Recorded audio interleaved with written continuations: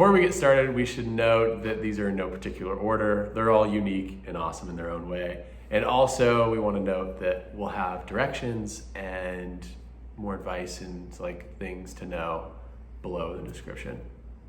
Cool, let's get into it. The first one we're gonna talk about is El Mono. Yep, it's a restaurant that basically only sells tacos and tortas, but they are amazing. So good. It is one of my favorite restaurants that we've eaten at here. Mm-hmm. And we'll link out actually to our favorite restaurants in Mazatlán video, but it made it high up on that list. For sure. Yeah. So great. It's just a little joint. Yeah, it's a little local green building that sells great tacos. We sort of stumbled upon it randomly. The environment is great. They're very welcoming and friendly. The chef like waves at us every time. And we've had the same waitress a couple times and she's very nice. Yeah, we get the tacos de papas, so potato tacos without meat, because why, it's a vegetarian. Yeah, and they just load veggies on it, and you can just drizzle that avocado sauce and salsa and onions. And I honestly kind of salivated just thinking about them right now. And also, they're really affordable. They are. Because it's such a local establishment, I think the prices are a lot cheaper than more touristy restaurants. Yeah, we pay around 200 pesos, so $10 for 10 tacos. Yeah, 10, like big, like pretty sizable tacos. So yeah, if you're here for any portion of time, we recommend going to El Mono. Yes. The second place we're going to talk about is La Isla de los Chivos, translates to Goat Island. Yeah, it's actually connected to Stone Island. Yeah, apparently they used to be separate and then they built like a land bridge.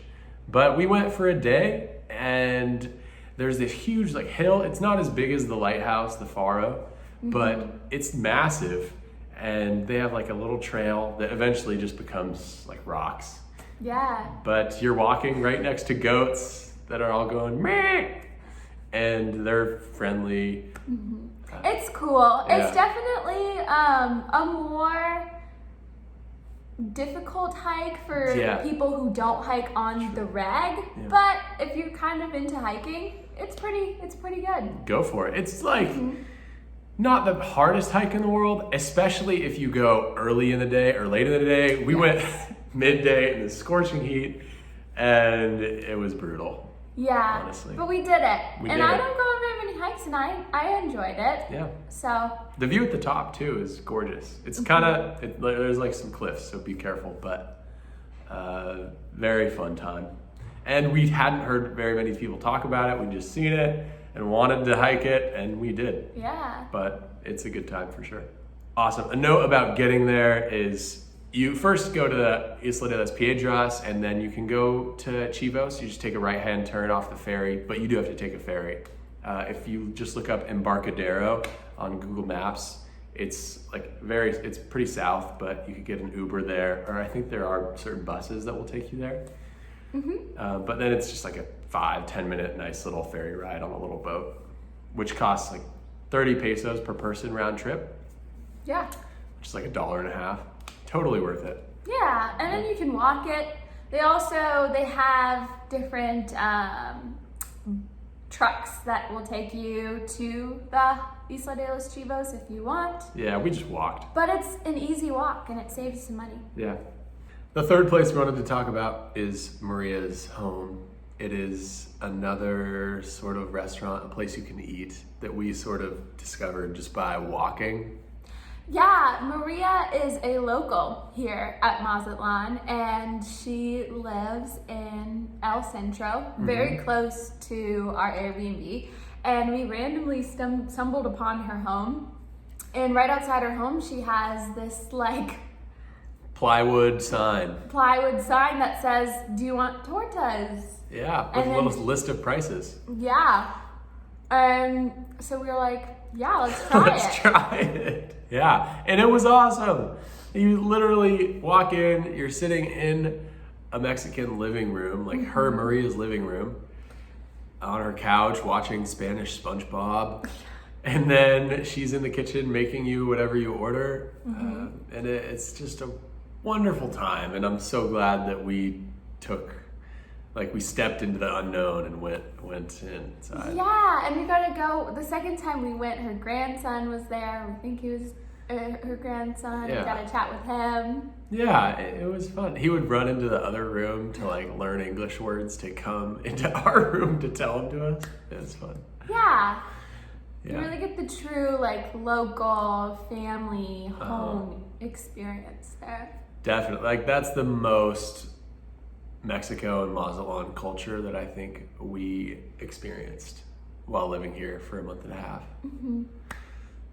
Just chatting with her and eating her home cooking. Yeah. Honestly. In that place, we don't know the specific address, but we'll try to give some really detailed instructions on how to find it in the description. Yeah. The fourth place we wanted to talk about was this little bakery / natural goods store called La Naturalia, which is also really close to our Airbnb in El Centro. Yeah, it's right on Calle Zaragoza. It's got this like yellow sign right on top that says Naturalia. And we walked by it a few times, also weren't sure what it was. And then one time we just like stopped and perused it, and it has such good bread. Amazing bread. They make donuts and cinnamon rolls. Biscuits. Rolls. And these huge loaves of pan integral, which we learned is made for diabetic people specifically. So it doesn't have a lot of sugar, but it is so good. Yeah, it's such a good find, especially for us who were like living in Mazatlán for like over a month. We needed like to eat in for like breakfast and some other meals. So having that bread was just the best. Fresh bread. So clutch. Yeah, and the people there are really friendly. They were always excited to see us. Yeah. And it's just a great time perusing the different fresh bread of the day. And they make a fresh batch every day except for Sunday. So if you go in the morning, which we tried to every time we went, they'll give you like a loaf that's still warm, sometimes hot to the touch that can like burn your hands.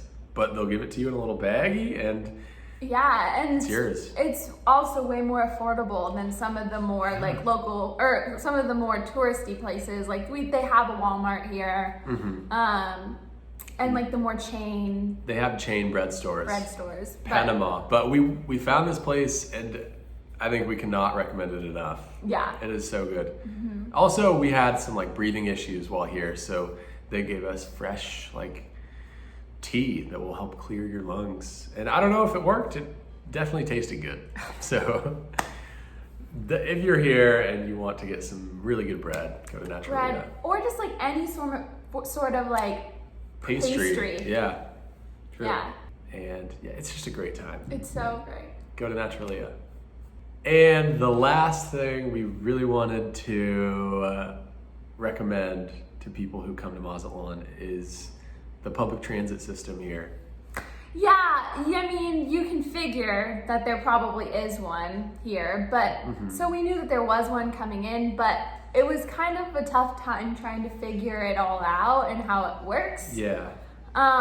So like figuring out how it works and how much it costs and stuff it turned into a hidden gem for us. It did. It was fun to like navigate it and see where they stop and see how much it costs and the whole system. And it's also like that's the one perk of the many. There are so many. Another one, it's environmentally friendly because you're not driving somewhere in an Uber, just you. 3, it's super cost effective for both of us, to get a one-way pass across all the way down, 22 pesos, which is like $1.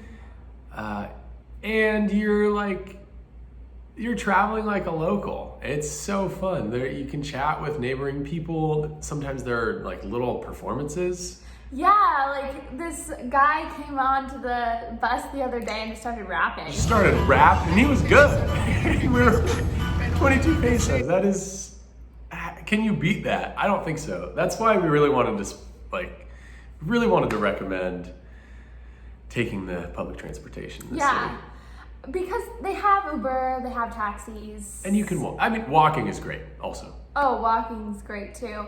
They have fun little red trucks that people go on in groups, like party trucks. Yeah. But I mean, honestly, if you're looking for an affordable way to get around the city, you can't beat the buses. Yeah. And we talked about this in our tips and tricks video to living in Mazatlán, which we can plug here and link it out. But one thing I wish we did is just the first day we got here, rode the buses around, like got a day pass, because then you figure out where they stop, how it works, and then for the rest of your trip, you'll be set up to travel. Yeah. Yeah. Awesome. So that wraps up our hidden gems in Mazatlán, Mexico. We hope this helped, and we really hope that you take some time to go to these places while here, because they are great, honestly. Yeah. And make sure to subscribe, like, and if you have any questions or want to give us your thoughts, make sure to comment. Yeah. Cool. You were listening to Wyatt and Rika here, and peace. See you later.